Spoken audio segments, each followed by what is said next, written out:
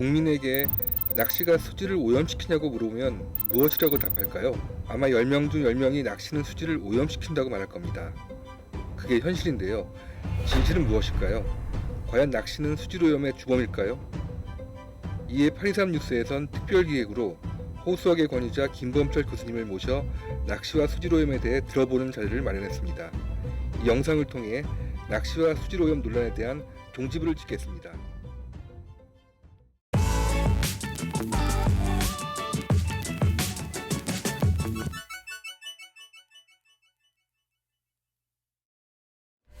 자, 잠깐 아까 떡밥 얘기를 좀 했었는데요.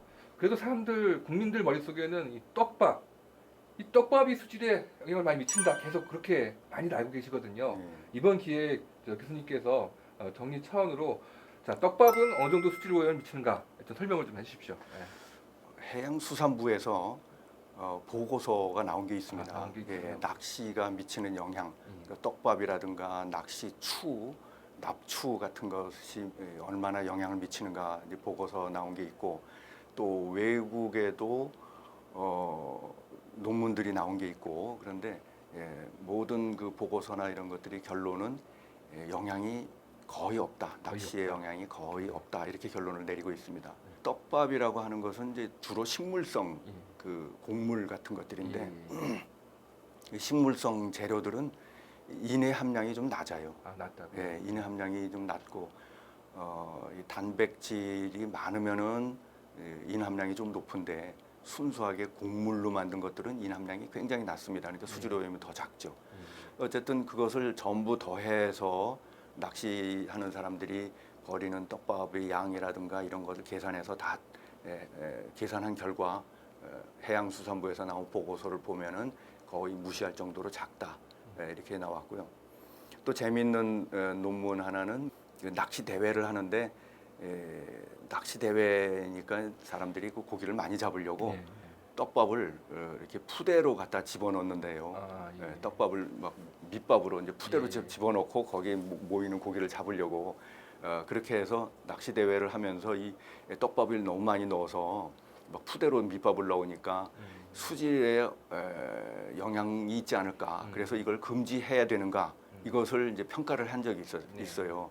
그래서 모델링하고 평가를 다 해봤더니 결론은 뭐냐면 거의 영향이 없으니까 금지시킬 필요가 없다. 이렇게 결론을 내렸습니다. 자, 이 영상을 보시는 시청자분들도 좀 교수님이 말씀을 들으시면 아시겠지만은 떡밥 이 낚시 수질에 미치는 영향은 아주 작고 무시할 정도로 작다는 것입니다. 자, 이것을 이번에 확인했습니다. 자, 올해 평택호, 만경강, 낙동강 이런 유명 낚시터들이 역시 수질 오염 방지를 이유로 낚시 금지 구역으로 지정됐습니다. 그 근거가 하천법에 있는데요. 떡밥, 어분 등 미끼를 사용하여 하천을 오염시키는 낚시 행위가 이제 그 근거 법 조항인데 이 정도라면 이거 근거 없는 법조항 아닙니까? 그렇게 볼 수가 있죠. 인간의 활동이 수질을 악화시키는 활동이 굉장히 많습니다. 사람 생활 자체도 다 수질 오염 물질을 버리는 것이고요. 농업 활동도 다 수질을 악화시키고 축산도 수질을 악화시키고 뭐 낚시할 때 떡밥을 넣는 것도 일종의 이제 수질을 악화시키는 행위죠. 그러니까 동등하게 처리를 해야 된다고 생각을 하고요. 그 양에 따라서 경중을 따져가지고 처리를 하는 것이 옳다고 봅니다. 자, 쓰레기는 사실 우리 낚시인이 할 말이 별로 없습니다. 많이 뭐 버리기도 했고 뭐 준다고 하지만은 계속 낚시터변에 낚시인이 다녀온 자리에는 쓰레기가 남아 있는 거는 사실이기 때문에 저희도 이제 그 지자체에서 합당한 대책을 내놓는다면은 저희도 따를 충분한 용의가 있고요. 근데 이거는 별개로 우리가 낚시인이 버리는 쓰레기, 그러니까 뭐 스티로폼이라든가 떡 미끼용, 그다음에 낚싯줄, 그리고 지금은 납 제품을 못 쓰니까 뭐 아연 정도 소재의 그 납봉돌 이런 것들이 수질 오염에는 어떤 영향을 좀 미칩니까? 지금 우리가 쓰레기라고 보통 말하는 것들은 그 물에 녹지 않는 물질들입니다. 잘 썩지 않는 거, 비닐, 플라스틱, 그 납 이런 것들인데 이런 것들은 물에 녹지 않기 때문에 수질하고는 관계가 없고, 미관상 좋지 않고 또 비닐 같은 게 바닥에 덮이면은 그 저소동물이 이제 그걸 뚫고 들어가서 사는데 장애를 주죠. 그래서 저소동물 서식지를 이제 악화시키는 그런 영향이 있죠. 근데 그 쓰레기의 양을 보면은 우리가 눈으로 보기에는 이제 낚시에 또 행락객들이 버리는 것들 이런 것들이 좀 있는데 실제로 보면은 생활 쓰레기가 양이 굉장히 많습니다. 그것도 역시 생활 쓰레기가 예. 많군요. 뭐 대청댐이나 뭐 이런 그 큰 댐들을 보면은 네네.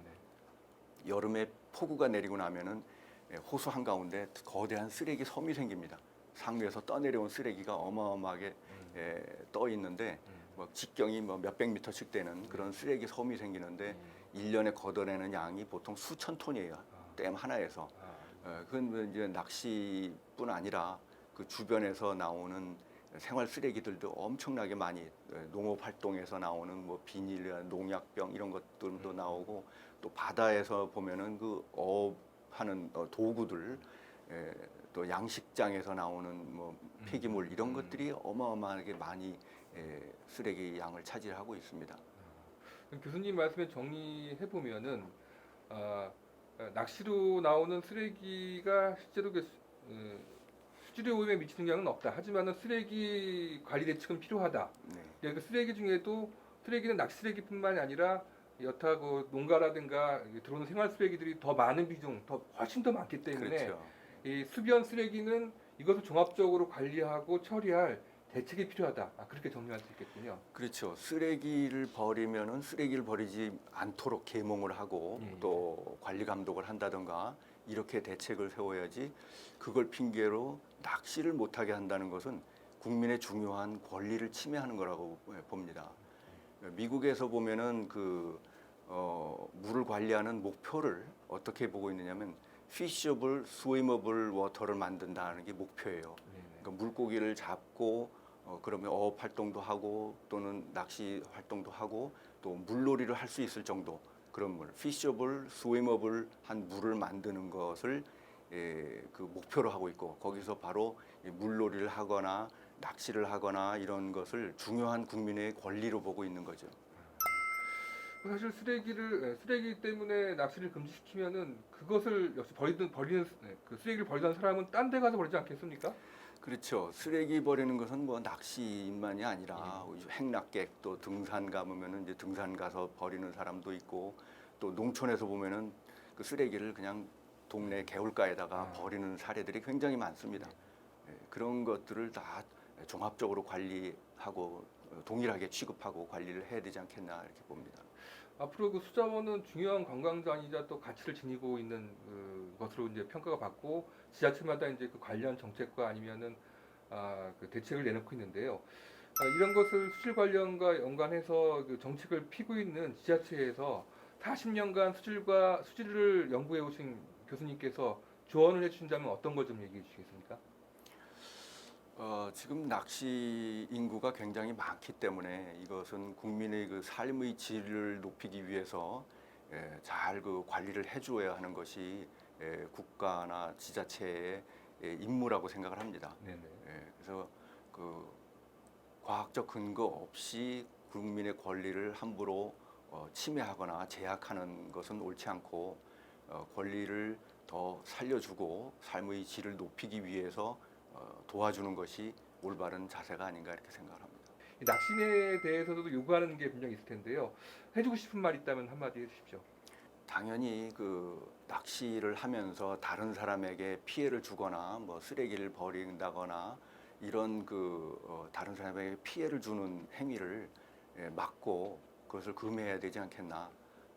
또 낚시인들이 그런 행위를 하지 않도록 자성하는 그런 자세를 가지고 또 이런 낚시계에서 계속적으로 그렇게 계몽 활동을 계속 하다 보면은 점차 개선되지 않을까 이렇게 생각합니다.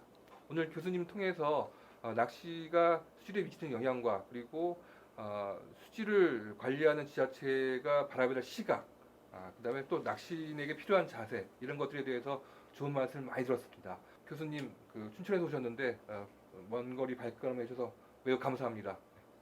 네, 감사합니다.